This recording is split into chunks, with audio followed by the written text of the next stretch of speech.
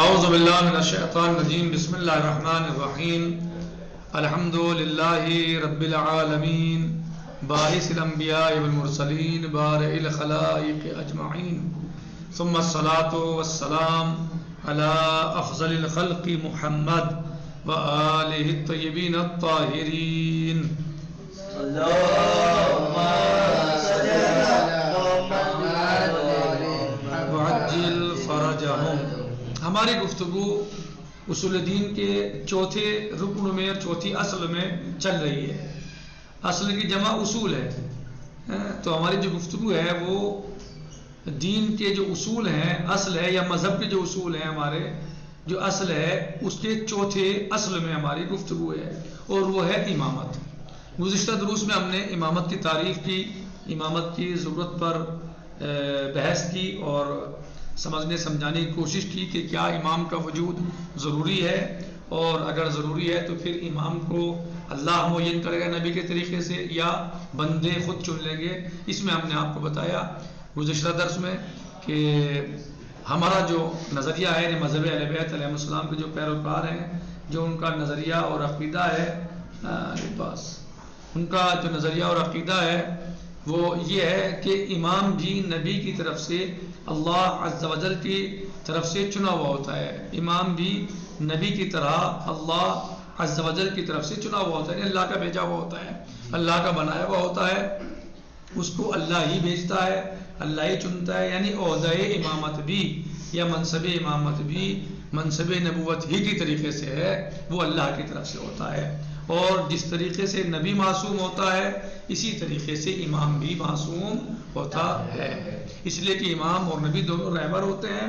اگر رہبر ہی غلطیاں کرے گا، رہبر ہی گناہ کرے گا تو پھر وہ دوسرے لوگوں کو کیسے سمجھائے گا اور کیسے اس کی بات کا اثر ہوگا؟ جو خود عمل نہیں کر رہا ہے وہ دوسروں کو کیسے سمجھائے گا یا عمل کی دعوت دے گا؟ یہ بہرحال پھر یہ کہ برادران اہل سنت جو ہیں وہ ان کا نظریہ، ان کی رائے، ان کا عقیدہ یہ ہے کہ امام جو ہے وہ بندوں کی طرف سے چنا جاتا ہے اور امام کو چننے کا اختیار بندوں کو ہے، صحیح۔ اور امام اسی طرح وہ عقیدہ اور نظریہ رکھتے ہیں کہ امام معصوم بھی نہیں ہوتا بلکہ عام بندوں کی طریقے سے ہوتا ہے۔ بہرحال یہ نظریہ میں نے آپ کو دونوں نظریے بیان کیے، مذہب اہل بیت علیہ السلام کے پیروکاروں کی رائے بھی اور مذہب اہل سنت کی، برادران اہل سنت کی رائے اور نظریہ اور ان کا عقیدہ بھی میں نے آپ کے سامنے بیان کیا۔ لیکن یہ سب باتیں گزر چکی ہیں کہ امام کا مثلا امام جو ہے وہ اللہ کی طرف سے ہونا چاہیے، بندوں کو نہیں چننا چاہیے، مثلا یہ بحث ہے اور یہ تفصیل طلب ہے، ممکن ہے آگے کچھ بیان کیا ہو، لیکن ہم نے اس بات کے ثبوت میں کہ امامت اللہ کی طرف سے ہے گزشتہ آیات پیش کی ہیں، جس میں سب سے پہلے آیت تبلیغ یا رسول بلغ جو سورہ مائدہ کی آیت ہے وہ ہم نے پیش کی۔ اور اب باقی آج ہماری جو گفتگو ہے وہ سبق نمبر 3 میں امام کی معرفی کے بارے میں ہے۔ کیا امام کی معرفی کہہ رہے ہیں کہ امام کی معرفی ختم نبوت بغیر امام کے نصب کیے ہوئے خداوند عالم کے حکمت کے خلاف ہے۔ یعنی ختم نبوت ختم ہو جائے اور امامت کا تعین نہ ہو، امام معین نہ ہو، امام مقرر نہ ہو، خلیفہ نبی معین مقرر نہ ہو، یہ اللہ عز و جل کی حکمت کے خلاف ہے۔ یعنی اللہ کا کوئی عمل کوئی کام حکمت سے خالی نہیں ہوتا، تو یہ کیسے ہو سکتا ہے کہ اتنا بڑا جو ہے وہ کام ہو جہاں نبوت ختم ہو رہی ہو اور امامت شروع ہو رہی ہو، نبوت ختم ہو رہی ہو اور نبوت کے ختم کے بعد اللہ اپنی طرف سے لوگوں کی ہدایت کے لیے کوئی انتظام نہ فرمائے؟ یہ ناممکن ہے، کسی کو معین نہ کرے، یہ اللہ کی حکمت کے خلاف ہے، اور اللہ کا کوئی فعل حکمت سے خالی نہیں ہوتا، لہذا اللہ جو ہے وہ عبث کام نہیں کرتا۔ لہذا اللہ نے نبی کے بعد نبی کے جانشین اور خلیفہ کو معین فرمایا ہے۔ ایسا نہیں ہے کہ ہم چھوٹا سا کام کوئی شروع کریں تو اپنا نائب بناتے ہیں کہ ہم نہ ہو تو یہ کام کو انجام دے گا۔ تو نبی پاک صلی اللہ علیہ وسلم جو اتنا بڑا دین شریعت مذہب لے کے آئے تھے، جو تا قیامت رہے گا، جن کے کتاب آخری کتاب ہے، جن کی شریعت آخری شریعت ہے، تو اور آخری نبی ہیں، یہ کوئی نبی نہیں آئے گا ان کے بعد، تو کیسے یہ دنیا چلے گی، کیسے دین چلے گا، کیسے احکام پر عمل ہوگا، کیسے دین باقی رہے گا؟ تو ضروری ہے کہ جب ہم چھوٹے سے کام کے لیے اپنا نائب اور خلیفہ بناتے ہیں کہ میرے بعد اس کام کو انجام یہ دے گا. تو کیا نبی جب دنیا سے جا رہے تھے اس سے پہلے نبی صلی اللہ علیہ وسلم نے اپنا خلیفہ جانشین معین نہیں کیا ہوگا؟ صحیح ہے، یقیناً کیا ہے. چنانچہ قرآن کریم میں ارشاد ہو رہا ہے، بسم اللہ الرحمن الرحیم، الیوم اکملت لکم دینکم. یہ آیت میں جو ہے یہ غلط اعراب لگا دیا اس میں، دینکم، الیوم اکملت لکم دینکم. اس میں جو ہے دینکم ہے یہ غلط ہے، اس کا آپ صحیح کر سکتے ہیں، آپ صحیح کیجئے. اس میں جو ہے وہ اعراب اشتباہ ہو گیا ہے، دینکم نے دینکم. واتممت علیکم نعمتی ورضیت لکم الاسلام دینا.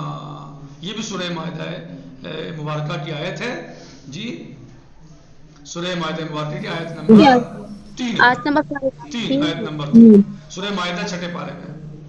سورہ مائدہ یاد رکھیے آیت نمبر 3 ہے. اس کیا ہوا، اللہ کا پیغام کیا آیا؟ جب یہ پیغام یعنی من کنت مولا فہذا علی المولا، نبی کریم صلی اللہ علیہ وسلم اعلان کر چکے، بتا چکے لوگوں کو، پورا خطبہ ہو چکا، اعلان ہو چکا، خلیفہ امام علیہ السلام نصب ہو چکے، معین ہو چکے. تو آیت نازل ہوئی، بسم اللہ الرحمن الرحیم، الیوم اکملت لکم دینکم واتممت علیکم نعمتی ورضیت لکم الاسلام دینا. آج میں نے تمہارے دین کو کامل کر دیا اور تم پر اپنی نعمت پوری کر دی اور تمہارے دین اسلام کو پسند کیا. اللہ تمہارے دین سے راضی ہے، تمہارے دین سے یعنی خوش ہے اور تمہارے دین کو اللہ پسند فرما رہا ہے. لہذا الیوم اکملت لکم دینکم واتممت علیکم نعمتی، اور میں نے تم پر جو اپنی نعمتوں کو تمام کر دیا. کہہ رہے ہیں اس آیت پر تمام مفسرین کا اتفاق ہے کہ رسول خدا صلی اللہ علیہ وسلم کی رحلت کے 2.5 ماہ قبل 18 ذی الحجہ کو غدیر خم کے مقام پر یہ آیت نازل ہوئی. اور شان نزول یہ ہے کہ رسول خدا صلی اللہ علیہ وآلہ وسلم جب حجۃ الوداع سے واپس ہوئے، حجۃ الوداع سے واپس ہوئے اور مقام غدیر پر پہنچے تو تمام حاجیوں کو جمع کیا. جب حجۃ الوداع کے مقام پر پہنچے تو تمام حاجیوں کو جمع کیا اور خداوند عالم کی حمد و ثنا میں ایک طولانی خطبہ ارشاد فرمایا اور سوال کیا، لست اولیٰ بکم من انفسکم، کیا میں تم سے تمہارے نفسوں سے بلند نہیں ہوں، بڑا نہیں ہوں، مقدم نہیں ہوں تمہارے نفسوں پر؟ کیا میں خدا کی طرف سے تمہارے نفسوں پر اولا اور مقدم تر نہیں ہوں؟ تمام نے مل کر ایک زبان اور ایک آواز ہو کر جواب دیا، بلا یا رسول اللہ، ہاں اللہ کے رسول آپ بالکل صحیح فرما رہے ہیں، آپ ہمارے نفسوں پر مقدم بھی ہیں اور ہمارے نفسوں پر بہتر بھی ہیں. ہاں یا رسول اللہ، آپ ہم سے زیادہ ہمارے نفسوں پر اولویت رکھتے ہیں. اس کے بعد رسول خدا صلی اللہ علیہ وسلم نے حضرت علی علیہ السلام کو اپنے ہاتھوں سے اٹھا کر لوگوں کے سامنے کیا اور فرمایا، من کنت مولا فہذا علی مولا.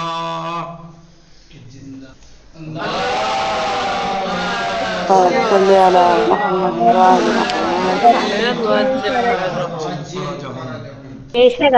من کنت مولا فہذا علی مولا، کہ جس کا میں مولا ہوں اس کا یہ علی مولا اور آقا ہے.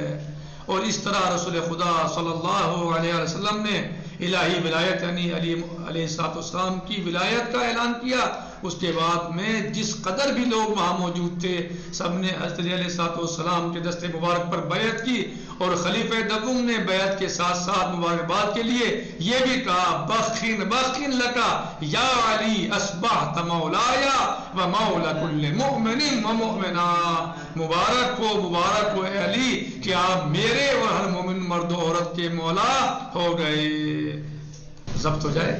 کہہ رہے ہیں کہ رسول خدا صلی اللہ علیہ وسلم نے تکبیر کہی اور خداوند عالم کی بزرگی کا اعلان کرتے ہوئے حضرت علیہ السلام کی ولایت کا اعلان کیا اور فرمایا کہ علی علیہ السلام کے اعلان ولایت کے بعد اللہ کی نعمت مکمل ہو چکی اور کفار مشرکین منافقین نا امید ہو گئے اور خداوند عالم دین اسلام سے راضی ہو گیا.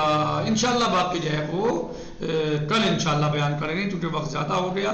اسی پر اکتفا کرتے ہیں. والسلام علیکم ورحمۃ اللہ تعالی وبرکاتہ. فی امان اللہ. خدا حافظ.